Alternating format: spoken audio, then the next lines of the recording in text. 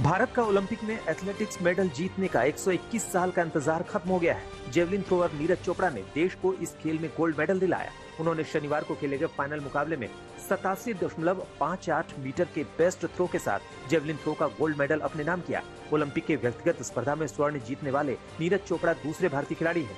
इससे पहले अभिनव बिंद्रा ने बीजिंग ओलंपिक में स्वर्ण पदक अपने नाम किया था। ओलंपिक खेलों में नीरज चोपड़ा ने इतिहास रच दिया, जिसके बाद वो काफी भावुक नजर आए। नीरज चोपड़ा ने गोल्ड मेडल मिल्खा सिंह समेत हर उस एथलीट को समर्पित किया जो ओलंपिक के मेडल से चूक गए थे। नीरज चोपड़ा ने ये उम्मीद भी जताई है कि उनके पदक जीतने से भारत में एथलेटिक्स में बड़ा बदलाव होगा। Neeraj, can you just show me that medal? नमस्ते ma'am. Namaste. Wow. Congrats. I'm really proud of you. Thank you so much ma'am. आप सभी जो सीनियर एथलीट हमारी प्रेरणा है और आप सभी की मेहनत काफी मतलब उनकी रिस्पेक्ट करते हैं हम, क्योंकि आप सभी ने जो इंडिया के लिए किया है और हम आपके सभी सीनियर एथलीट के कदमों पे चल रहे हैं और कोशिश करें कि हम और बेटर करते जाएं और आगे आने वाली जनरेशन अपनी एथलेटिक्स में और अच्छी हो। ओलंपिक में गोल्ड मेडल जीतने के बाद नीरज चोपड़ा को पीएम मोदी ने बधाई दी। पीएम ने कहा कि पूरे देश को आप पर गर्व है, आपने सभी को बहुत खुश कर दिया है। कुछ समय पहले नीरज जख्मी हो गए थे, जिस वजह से उनकी ट्रेनिंग पर काफी असर पड़ा, लेकिन फिर भी उन्होंने हिम्मत नहीं हारी और टोक्यो ओलंपिक में कमाल कर दिखाया। पानीपत ने पानी दिखा दिया। सभी का बहुत ज्यादा दुआएं थी, तो उनकी दुआएं काम आई आज। लेकिन इस बार एक तो ओलंपिक एक साल डिले हुआ, तो आपको एक साल ज्यादा मेहनत करनी पड़ी और कोरोना में अनेक संकट आए, अनेक मुसीबतें आई, बीच में आपको चोट भी आई थी, लेकिन उसके बावजूद भी आपने बहुत बड़ा कमाल करके दिया।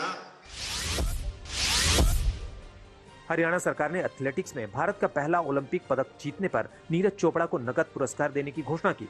हरियाणा के मुख्यमंत्री मनोहर लाल खट्टर ने भाला फेंक में स्वर्ण पदक जीतने वाले नीरज चोपड़ा के लिए 6 करोड़ रुपए के नगद इनाम की घोषणा की। इसके अलावा प्रथम श्रेणी अधिकारी की सरकारी नौकरी देने का भी ऐलान किया। वास्तव में जैसे कहते हैं ना, टोक्यो में हरियाणा के छोरे ने लठ गाड़ दिया, और लठ क्या भाले वाला लठ गाड़ दिया। छोरे ने कमाल कर दिया।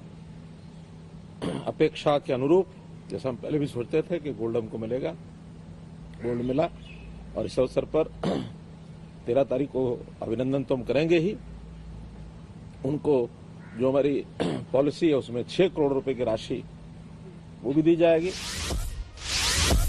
ओलंपिक में नीरज चोपड़ा के गोल्ड पदक जीतने के बाद पूरे देश में जश्न का माहौल है। नीरज चोपड़ा के परिवार वालों को भी लगातार बधाइयां मिल रही हैं। नीरज के पिता ने कहा कि उन्हें अपने बेटे की उपलब्धि पर गर्व है। वहीं नीरज की मां ने कहा कि बेटे के देश लौटने पर उसका शानदार स्वागत किया जाएगा। कुश्ती में बजरंग पूनिया ने भारत को कांस्य पदक दिलाया है।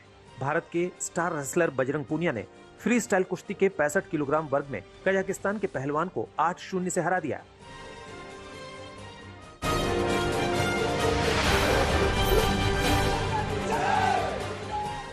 सूबेदार नीरज चोपड़ा ने टोक्यो ओलंपिक में गोल्ड जीतकर कमाल किया तो पूरा देश खुशी से झूम उठा।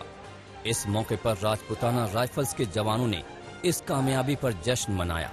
तमाम जवानों में खुशी का ठिकाना नहीं रहा।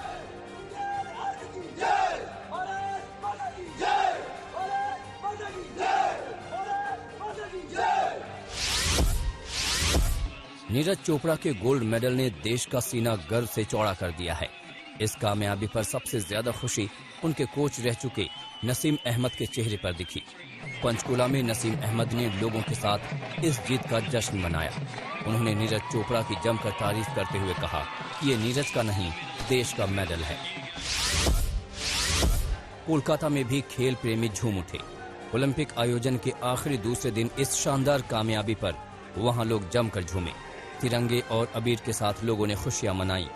लोगों ने इस ऐतिहासिक पल को अपनी यादों में समेटा और एक दूसरे का मुंह भी मीठा किया। बिहार के छपरा में नीरज चोपड़ा की कामयाबी को लेकर स्थानीय खिलाड़ियों ने एक दूसरे को मिठाइयां बांटी, साथ ही जमकर आतिशबाजी भी की। टोक्यो में तिरंगा लहराते ही लोगों की खुशी का ठिकाना नहीं रहा। कानपुर में भी जीत का जश्न मना। खुशी के इस मौके पर लोगों ने आतिशबाजी की और भारत माता की जय के नारे भी लगाए। ओलंपिक में कल का दिन भारत के नाम रहा। भाला फेंक में नीरज चोपड़ा ने गोल्ड जीता तो बजरंग पूनिया ने भी कांस्य पदक जीतकर देश का मान बढ़ाया। इस जीत का जश्न भी देश ने मनाया। इसकी सबसे शानदार तस्वीर बजरंग पूनिया के घर सोनीपत में दिखी। वहां ढोल नगाड़ों के साथ बजरंग पूनिया के फैंस ने सेलिब्रेट किया, जमकर आतिशबाजी की। ढोल की थाप पर परिवार वाले भी झूमते नजर आए। अब घर वालों को बजरंग के घर लौटने का इंतजार है। जोरदार स्वागत की तैयारी है।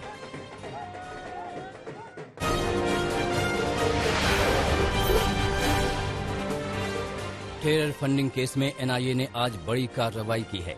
जम्मू कश्मीर के अलग अलग हिस्सों में 40 से ज्यादा जगहों पर छापेमारी हुई है। ये रेड 13 जिलों में हो रही है। जम्मू, श्रीनगर और अनंतनाग में भी एनआईए का एक्शन है।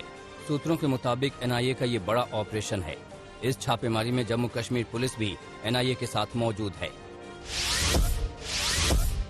रांची के नामकुम इलाके में गैस लीकेज की वजह से एक घर में आग लग गई। इस हादसे में 3 लोग झुलस गए। बताया जा रहा है कि गैस सिलेंडर लीकेज होने से घर में अचानक आग लगी। देखते ही देखते घर के मुखिया, उनकी पत्नी और 8 महीने की बच्ची शोलों की चपेट में आ गए। उनमें से एक की हालत गंभीर बताई जा रही है। इस घटना में घर का सारा सामान भी जलकर खाक हो गया।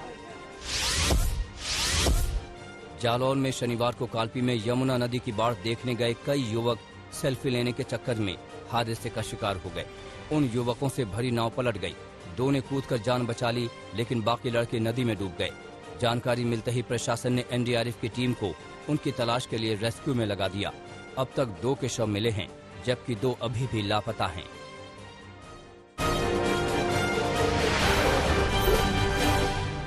आज बीजेपी अध्यक्ष जेपी नड्डा के यूपी दौरे का दूसरा दिन है, जहां वो विधानसभा चुनाव का रोड मैप तैयार कर रहे हैं। कल दौरे के पहले दिन जेपी नड्डा और मंत्रियों के बीच हुई बैठक में योगी सरकार के मंत्रिमंडल विस्तार पर चर्चा हुई। वहीं 4 एमएलसी के मनोनयन को लेकर भी मंथन हुआ।